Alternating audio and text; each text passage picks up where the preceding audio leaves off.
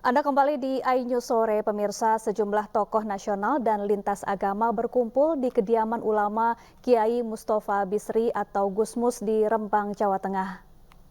Sejumlah tokoh yang hadir di kediaman Gusmus diantaranya Gunawan Muhammad, kemudian tokoh agama Romo Beni Susetio, mantan Menteri Agama Lukman Hakim Saifuddin, istri almarhum Cak Nur, dan tokoh lainnya.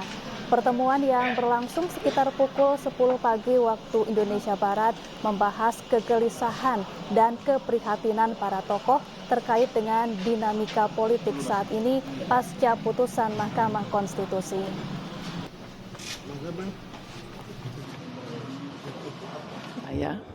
Saya curhat kepada Gusmus sebagai guru saya setelah suami saya Cak Nur meninggal. Saya curhat karena saya merasa sedih, kesal, dan marah. Itu semua karena dipicu oleh suatu kenyataan bahwa KKN, korupsi, kolusi, nepotisme, yang kita perjuangkan pada reformasi 1998, dan itu merupakan tujuan utama untuk kelangsungan negara ini, itu tidak ditunaikan secara sungguh-sungguh.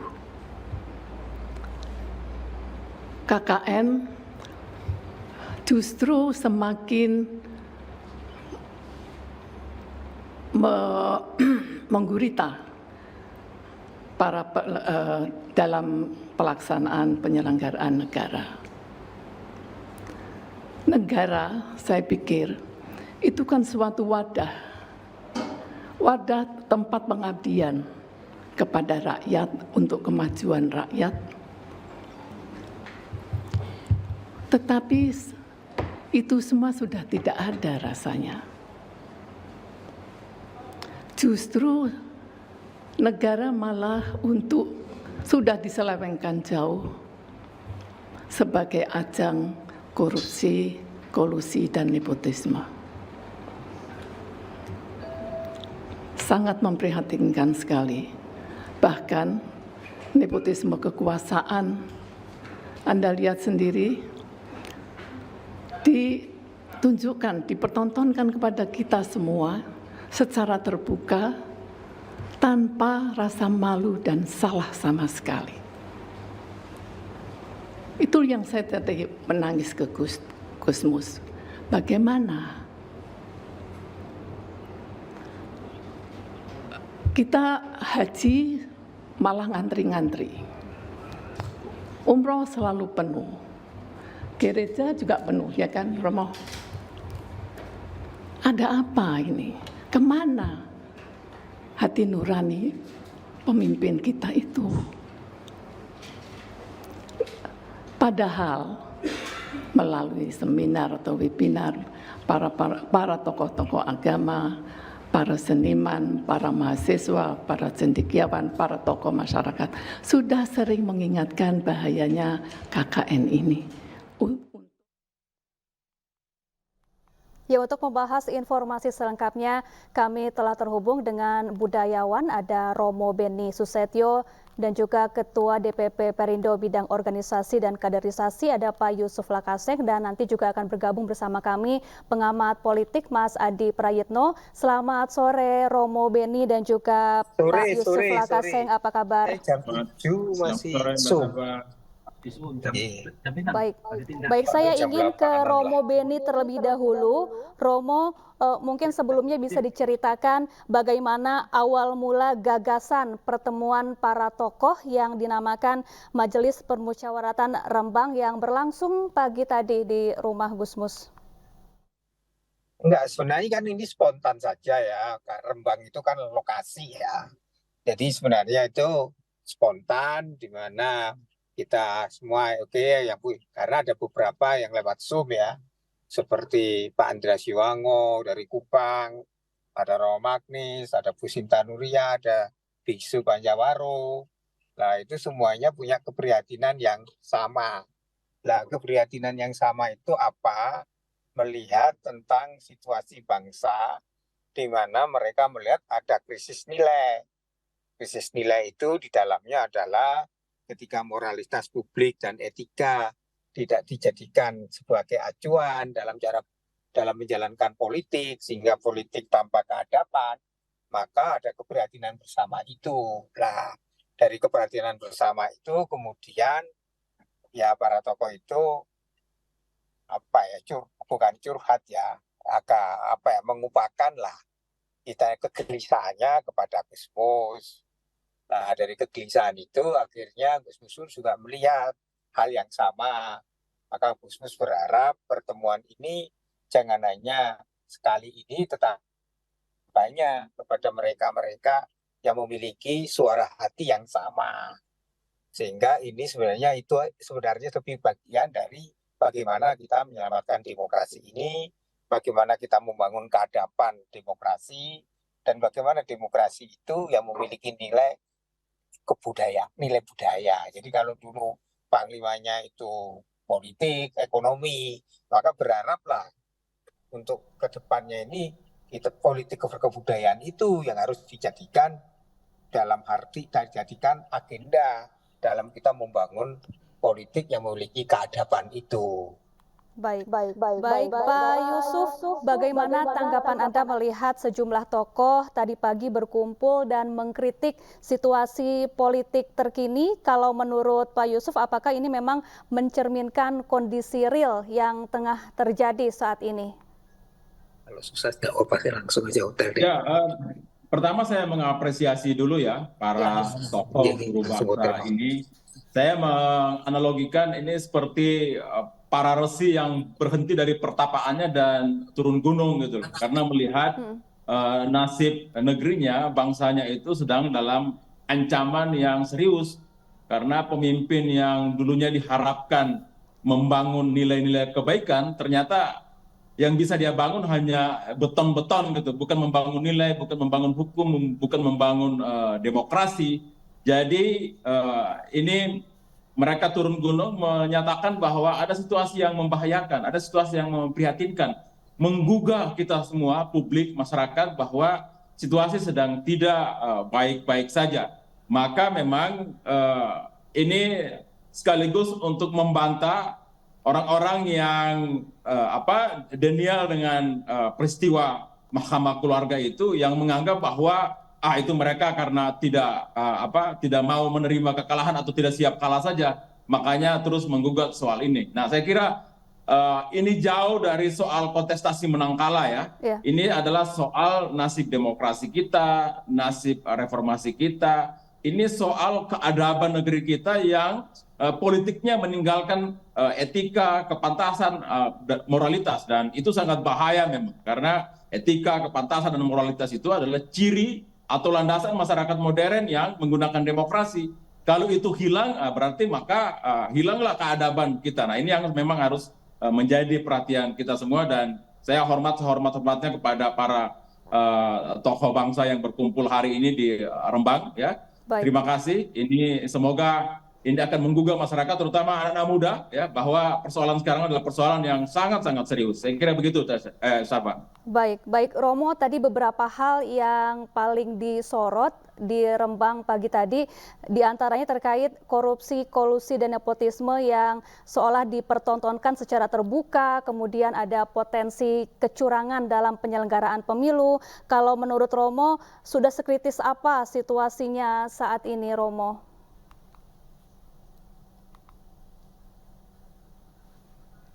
Halo Romo, mohon maaf kami tidak bisa mendengar suara Romo. Boleh? Halo? Ya, silakan Romo. Halo? Ya, silakan Romo. Jadi kalau kita ini kan tidak punya kekuasaan, tidak punya kewenangan, tetapi yang diharapkan Gus Mus ya bagaimana kita ini memberi nasihat baik kepada penyelenggara negara dan kepada masyarakat, publik, sehingga kita mengembalikan jalan kebudayaan itu menjadi jalan politik gitu loh. Jadi politik itu tidak sekedar orang merebut kekuasaan, tidak sekedar motif ekonomi, tapi bagaimana politik berkebudayaan itu adalah politik yang menyangkut etis dan moralitas gitu loh. Jadi memang kita harus mulai membangun kesadaran bersama masyarakat, karena kita juga ikut bersalah karena membiarkan nilai-nilai itu tidak menjadi bagian dari cara berpikir, bertindak, bernalar, dan berrelasi, sehingga nilai-nilai mengenai bahwa kekuasaan itu untuk pelayan publik, bahwa kekuasaan itu harusnya diutamakan untuk kepentingan bersama, demi kesejahteraan bersama, kekuasaan itu harusnya untuk juga kebahagiaan bersama. Maka kita berharap lewat ya kita kebersamaan ini dengan cara membuat nasihat yang baik demi kebaikan itu ada perubahan sikap dan perilaku. Tapi pembangunan karakter ini kan butuh waktu, butuh proses. Maka yang kita bisa lakukan hanya sekitar bagaimana kita terus-menerus mengingatkan kepada penyelenggara negara dan publik untuk menjadikan etika, moralitas sebagai kepatuhan dalam hidup kita dalam membangun prinsip-prinsip keadaban demokrasi itu. Baik Pak Yusuf, kemudian apakah gerakan yang digagas para tokoh di Rembang ini harapannya apakah bisa memberi dampak signifikan untuk bisa mengetuk hati banyak pihak dan mencegah segala hal yang tidak kita inginkan di dunia politik dan iklim demokrasi jelang pemilu? Ya, para tokoh ini sesungguhnya sedang menasihati pemimpin tertinggi kita, kemudian seluruh pelaku politik, pengambil kebijakan, pemegang otoritas, agar betul-betul kembali pada nilai etika dan moralitas politik yang baik ya. Itu jangan ditinggalkan, karena kalau itu ditinggalkan, itu adalah satu perilaku yang menyebabkan disintegrasi bangsa pasti akan terjadi ya.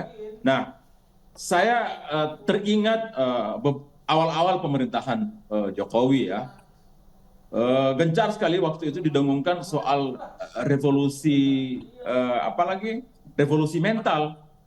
Kita jadi bertanya ya, Romo Beni, apa kabar revolusi mental itu ya? Kenapa justru makin ke sini hasilnya adalah praktek kebohongan, praktek culas, praktek manipulasi hukum yang dipertontonkan, dan itu kemudian terbongkar, dan setelah itu tidak ada rasa bersalah sama sekali, tidak ada permintaan maaf, tidak ada satu koreksi.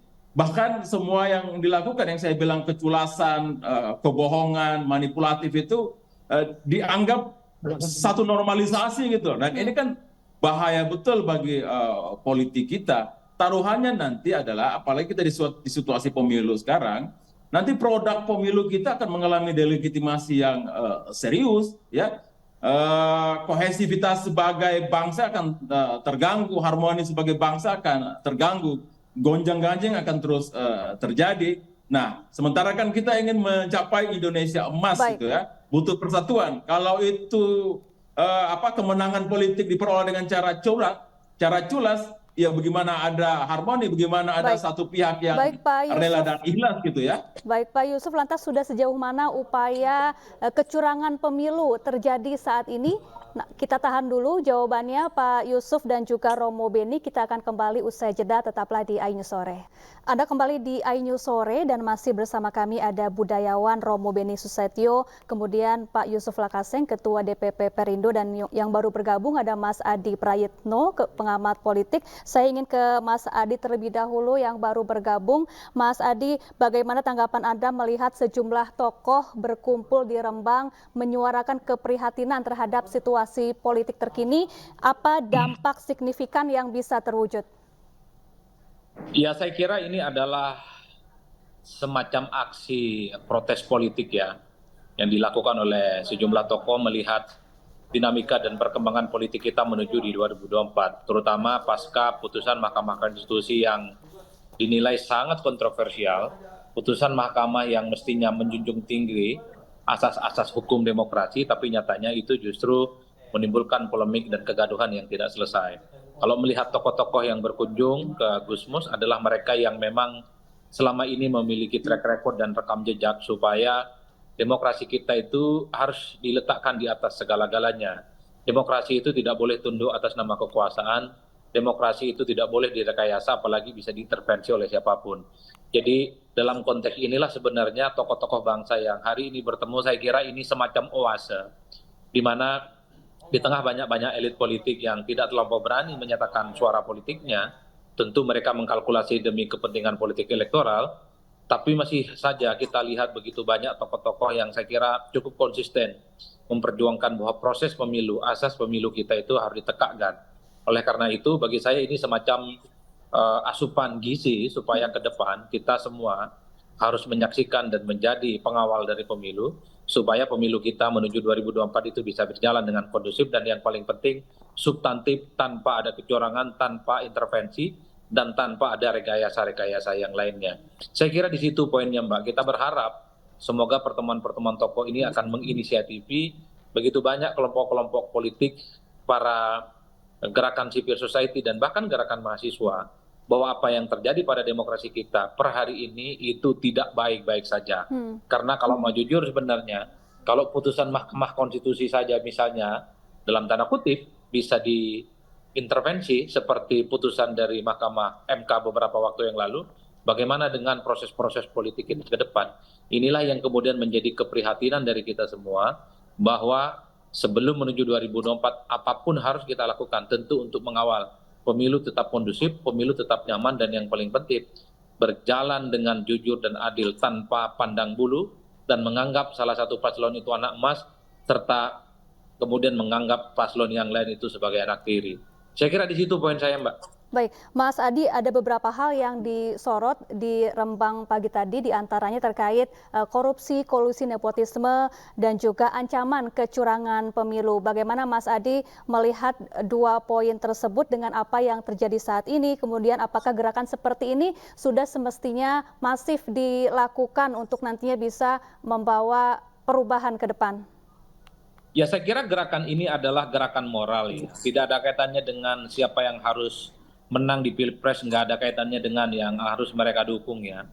Kalau kita melihat teman-teman dan tokoh-tokoh bangsa yang hari ini berkumpul di Gusmus, adalah mereka yang punya intensi supaya demokrasi kita itu berjalan cukup substantif, ya. Bukan hanya sebatas ritual 5 tahunan, ganti pemimpin, tapi prosesnya itu penuh dengan lika-liku dan bahkan dalam tanda kutip gitu, harus melukai perasaan publik. Isu-isu yang terkait dengan nepotisme tentu menjadi isu yang sangat relevan dibicarakan, karena memang salah satu agenda reformasi pasca 98 supaya nepotisme itu harus dihilangkan di muka bumi, karena ada kecenderungan nepotisme apalagi dengan menggunakan cara-cara yang tidak elegan, justru itu akan membusukkan prospek demokrasi ke depan. Ini yang saya kira memang menjadi concern bagaimana tokoh-tokoh bangsa yang berkumpul itu, saya berharap betul akan melahirkan energi positif kepada seluruh anak bangsa di negara ini, supaya muncul perlawanan, supaya muncul konsolidasi-konsolidasi lain di tempat yang saya kira akan menjamur di berbagai tempat, ya.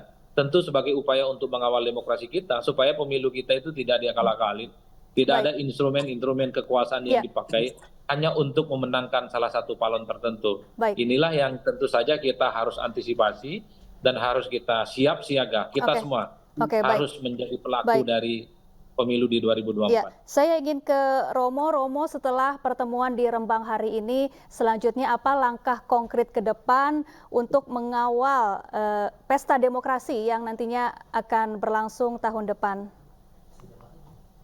Ya, dari pertemuan itu memang Gusmus memberi nasihat kita agar kita itu lebih melibatkan sebanyak orang yang masih memiliki suara hati nurani. Sehingga memang akan ditindaklanjuti dengan pertemuan melibatkan banyak tokoh-tokoh bangsa yang punya juga keprihatinan yang sama untuk membangun yang disebut politik yang berkebudayaan. Jadi kita berharap panglimanya itu sekarang tidak hanya politik, ekonomi, tapi panglimanya itu kebudayaan. Kalau kebudayaan itu nilai, kalau nilai dia itu menjadi habitualisasi. Suatu bungkus enzim mempengaruhi cara berpikir, bertindak, bernalar, dan berelasi. Nilai-nilai itu apa? Kepatuhan kepada moralitas publik, kepatuhan kepada etika, dan kepatuhan kepada namanya kelayaan dan kepantasan. Sehingga dalam kepatuhan itu memang politik itu memiliki politik berkeadaban. Nah, politik yang berkeadaban itu adalah apa? Politik yang menjunjung tinggi nilai ketuhanan, kemanusiaan, persatuan, kerakyatan, dan keadilan itu. Dan Baik. nilai itu yang harusnya menjadikan nanti politik itu menjadi kekuatan, daya, energi magis yang mampu membuat kesejahteraan masyarakat. Baik. Jadi memang Gus Mus berharap kita ini kembali, tugas kita itu memberikan nasihat kepada penyelenggara negara dan masyarakat. Terakhir, agar ada saya ingin ke Pak Yusuf. dalam kehidupan Mohon maaf, Romo. berpolitik. Waktu kita terbatas. Terakhir, Pak Yusuf Lakaseng, harapan Anda dari gerakan-gerakan serupa agar nantinya apa yang terjadi di Mahkamah Konstitusi menjadi peristiwa memprihatinkan terakhir yang terjadi terutama jelang pemilu 2024. Ya, pertemuan para tokoh bangsa ini, para guru bangsa ini, menurut saya adalah semacam memberikan kepemimpinan ya, bahwa ini situasi memang kita semua harus bukan hanya sekedar prihatin, tapi semua harus turun gunung, menyatakan pikirannya, menyatakan sikapnya bahwa harus diselamatkan demokrasi ini, harus diselamatkan nilai-nilai reformasi yang sudah dilanggar secara serius, yaitu soal kolusi dan nepotisme. Kan dulu sebenarnya harapan kita kan Jokowi ini adalah pemimpin dari rakyat biasa yang diharapkan agar bekerja luar biasa. Kita harapkan bahwa yang lahir dari kepemimpinan yang dipilih oleh rakyat dari kalangan orang biasa ini adalah praktek politik kebajikan. Tapi kan pada ujungnya ini yang lahir adalah kok pemimpin rakyat jadi Machiavelli. Baik, terima kasih Pak Yusuf Lakaseng. Sayang sekali waktu kita terbatas. Terima kasih Pak Yusuf Lakaseng, Ketua DPP Perindo, kemudian Romo Beni Susetio, budayawan, dan juga Mas Adi Prayitno, pengamat politik, telah bergabung bersama kami di iNews Sore. Salam sehat selalu Bapak-Bapak.